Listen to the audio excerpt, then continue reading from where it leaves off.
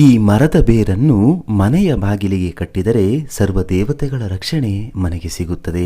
ಈ ಬೇರಿನ ಕೆಳಗೆ ಕುಟುಂಬದವರು ದಿನವೂ ಓಡಾಡಿದರೆ ಕಷ್ಟಗಳೆಲ್ಲ ಮಂಜಿನಂತೆ ಕರಗಿ ಹೋಗುತ್ತದೆ. ಜೀವನದಲ್ಲಿನ ಎಲ್ಲ ವಿಧವಾದ ಸಮಸ್ಯೆಗಳು ದೂರವಾಗಲು, ಹಣದ ಏಳಿಗೆ, ನೆಮ್ಮದಿಯನ್ನು ಪಡೆಯಲು ಬಾಗಿಲಿಗೆ ಯಾವ ಬೇರನ್ನ ಕಟ್ಟಬೇಕು, ಯಾವ ವಸ್ತುವನ್ನು ಮಣ್ಣಿನಲ್ಲಿ ಊತಿಟ್ಟರೆ ಶುಕ್ರನ ಬಲ ಹೆಚ್ಚಾಗಿ ಧನಾಕರ್ಷಣೆಯಾಗುತ್ತದೆ ಎಂದು ಇವತ್ತಿನ ಈ ವಿಡಿಯೋದಲ್ಲಿ ಸಂಪೂರ್ಣವಾಗಿ ತಿಳಿಸಿಕೊಡ್ತೀವಿ.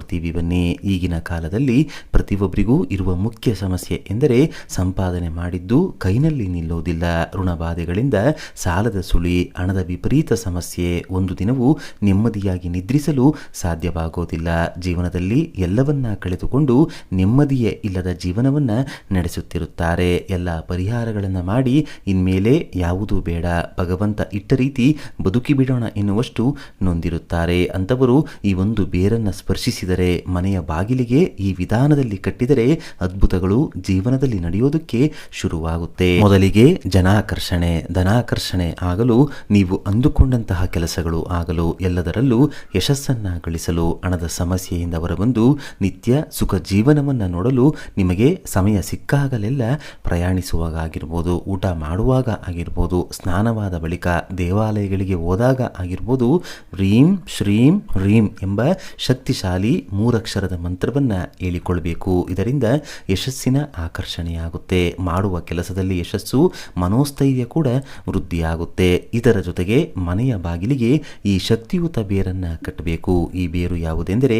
ಆಲದ ಮರದ ಬೇರು. ಈ ಬೇರನ್ನು ಯಾವುದೇ ದಿನ ಮನೆಗೆ ತಂದು ಒಂದು ಸಲ ಹಾಲಿನಿಂದ, ಮತ್ತೊಂದು ಸಲ ಶುದ್ಧ ಜಲದಿಂದ ತೊಳೆದು, ನಂತರ ಹಳದಿ ಕೆಂಪು ದಾರದಲ್ಲಿ ಕಟ್ಟಿ ಬಿಳಿ ಅಥವಾ ಹಳದಿ ವಸ್ತ್ರದಲ್ಲಿ ಈ ಬೇರನ್ನ ಕಟ್ಟಿ ದೇವರ ಕೋಣೆಯಲ್ಲಿ ಇಟ್ಟು ಪೂಜಿಸಬೇಕು. ಮನೆಯ ಎಲ್ಲ ಕಷ್ಟಗಳು ನಿವಾರಣೆಯಾಗಿ ಉತ್ತಮೋತ್ತಮ ಫಲಗಳು ಪ್ರಾಪ್ತಿಯಾಗಲಿ. ಮನೆಯ ಸದಸ್ಯರಿಗೆ ಇರುವಂತಹ ಅನಾರೋಗ್ಯದ ಸಮಸ್ಯೆ, ಸಾಲದ ಸಮಸ್ಯೆ, ಅದೃಷ್ಟದ ಕೊರತೆಗಳನ್ನು ದೂರ ಮಾಡಿ ರಕ್ಷಿಸು ಎಂದು ವಿಷ್ಣು ನಾಮಸ್ಮರಣೆ ಮಾಡುತ್ತಾ ಬೇಡಿಕೊಳ್ಳಬೇಕು. ನಂತರ ಈ ಬೇರು ಕಟ್ಟಿದ ಮೂಟೆಯನ್ನು ಮನೆಯ ಹೊರಭಾಗ ಬಾಗಿಲಿನ ಮೇಲ್ಭಾಗದಲ್ಲಿ ನೇತು ಹಾಕಬೇಕು. ಇದರಿಂದ ವಿಪರೀತವಾಗಿ ಧನಾಕರ್ಷಣೆಯಾಗುತ್ತೆ. ಮನೆಯಲ್ಲಿನ ಎಂಥದ್ದೇ ಕಠಿಣ ಸಮಸ್ಯೆಗಳು ಶೀಘ್ರವಾಗಿ ದೂರವಾಗುತ್ತೆ. ಇದಕ್ಕೆ ಕಾರಣ ಏನು ಅಂತ ನೋಡೋದಾದ್ರೆ, ಆಲದ ಮರ ಶ್ರೀ ಮಹಾವಿಷ್ಣು ದೇವರ ಸ್ವರೂಪ.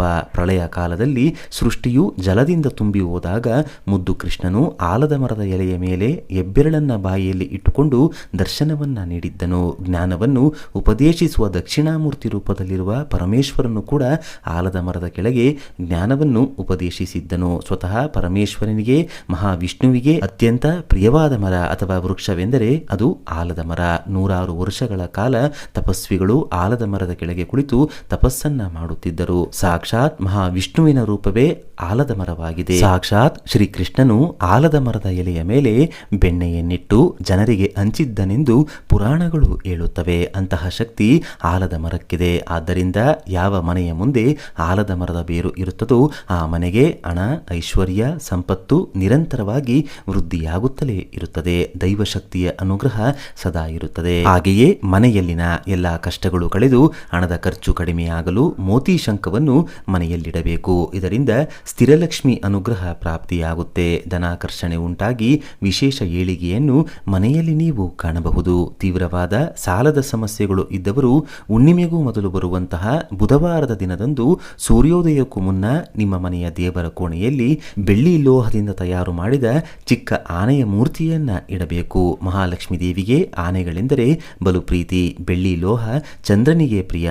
ಚಂದ್ರನಿಗೆ ಅಧಿಷ್ಠಾನ ದೇವತೆ ಶ್ರೀ ಮಹಾಲಕ್ಷ್ಮಿ ದೇವಿ. ಬೆಳ್ಳಿ ಆನೆಯ ವಿಗ್ರಹವನ್ನು ಮನೆಯಲ್ಲಿಟ್ಟು ಪೂಜಿಸುತ್ತಾ ಬಂದರೆ ಲಕ್ಷ್ಮೀ ಚಂದ್ರರ ಅನುಗ್ರಹದಿಂದ ಸಾಲಗಳು ಹಂತ ಹಂತವಾಗಿ ತೀರಿ ಹೋಗುತ್ತೆ. ಇನ್ನು ಯಾವುದಾದರೂ ಮಂಗಳವಾರದ ದಿನ ಒಂದು ಚಿಕ್ಕ ಪಾತ್ರೆ ಅಥವಾ ಬಟ್ಟಲಿನಲ್ಲಿ ಜೇನುತುಪ್ಪವನ್ನು ತುಂಬಿಸಿ ಆ ಬಟ್ಟಲನ್ನು ಯಾರೂ ಓಡಾಡದೆ ಇರುವಂತಹ ನಿರ್ಜನ ಪ್ರದೇಶದಲ್ಲಿ ಚಿಕ್ಕದಾಗಿ ಗುಂಡಿ ತೆಗೆದು ಅದರೊಳಗೆ ಮುಚ್ಚಿ ಮನೆಗೆ ಬರಬೇಕು.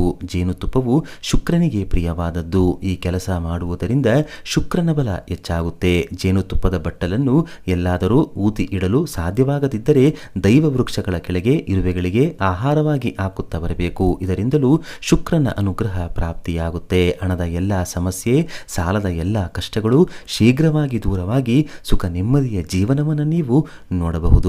ಇನ್ನು ವ್ಯಾಪಾರಸ್ಥರು ವ್ಯಾಪಾರ ಚೆನ್ನಾಗಿ ನಡಿಬೇಕು, ನರದೃಷ್ಟಿ ಅಕ್ಕಪಕ್ಕದ ಅಂಗಡಿಯವರ ದೃಷ್ಟಿ ದೂರವಾಗಿ ಚೆನ್ನಾಗಿ ವ್ಯಾಪಾರ ಆಗಲು 7 ಲಡ್ಡುಗಳಿಂದ ಮನೆಯವರ ಕೈನಲ್ಲಿ ದೃಷ್ಟಿಯನ್ನು ತೆಗೆಸಿಕೊಳ್ಳಬೇಕು. ಹೇಗೆಂದರೆ 7 ಲಡ್ಡುಗಳನ್ನು ಕೈನಲ್ಲಿ ಹಿಡಿದು ನಿಮ್ಮ ತಲೆಯ ಸುತ್ತ 3 ಬಾರಿ ಎಡಭಾಗದಿಂದ 3 ಬಾರಿ ಬಲಭಾಗದಿಂದ ಸುತ್ತಿ ನಂತರ ಆ 7 ಲಡ್ಡುಗಳನ್ನು ಗೋಮಾತೆಗೆ ಅಥವಾ ಮೂಕಜೀವಿಗಳಿಗೆ ಶ್ವಾನಗಳಿಗೆ ಆಹಾರವಾಗಿ ನೀಡಬೇಕು. ಇದರಿಂದ ಹಣದ ಎಲ್ಲ ಸಮಸ್ಯೆಗಳ ಜೊತೆಗೆ ವ್ಯಾಪಾರದಲ್ಲಿನ ಅಡೆತಡೆಗಳು ಅಕ್ಕಪಕ್ಕದವರ ದೃಷ್ಟಿದೋಷಗಳು ಶೀಘ್ರವಾಗಿ ದೂರವಾಗಿ ವ್ಯಾಪಾರ ಚೆನ್ನಾಗಿ ನಡೆಯುತ್ತೆ. ನೋಡಿದ್ರಲ್ಲ, ಮನೆಯ ಮುಖ್ಯ ದ್ವಾರಕ್ಕೆ ಯಾವ ಬೇರನ್ನು ಕಟ್ಟಬೇಕು, ವ್ಯಾಪಾರಸ್ಥರು ವ್ಯಾಪಾರದ ಏಳಿಗೆಗೆ ಯಾವ ತಂತ್ರವನ್ನು ಮಾಡಬೇಕು ಅಂತ ಇವತ್ತಿನ ಈ ವಿಡಿಯೋದಲ್ಲಿ ತಿಳಿಸ್ಕೊಟ್ಟಿದ್ದೀವಿ. ಈ ಮಾಹಿತಿ ನಿಮಗೆ ಇಷ್ಟವಾದರೆ ತಪ್ಪದೇ ಜೈ ಶ್ರೀ ಕೃಷ್ಣ ಅಂತ ಬರೆದು ಈ ವಿಡಿಯೋನ ಪ್ರತಿಯೊಬ್ಬರಿಗೂ ಶೇರ್ ಮಾಡಿ. ಮುಂದಿನ ಬಾರಿ ಮತ್ತೊಂದು ವಿಶೇಷ ದೈವ ಮಾಹಿತಿಯೊಂದಿಗೆ ನಮ್ಮ ದೇಗುಲ ದರ್ಶನ ಕರ್ನಾಟಕ ಚಾನಲ್ ಮೂಲಕ ಭೇಟಿಯಾಗೋಣ. ಧನ್ಯವಾದ ಸ್ನೇಹಿತರೆ.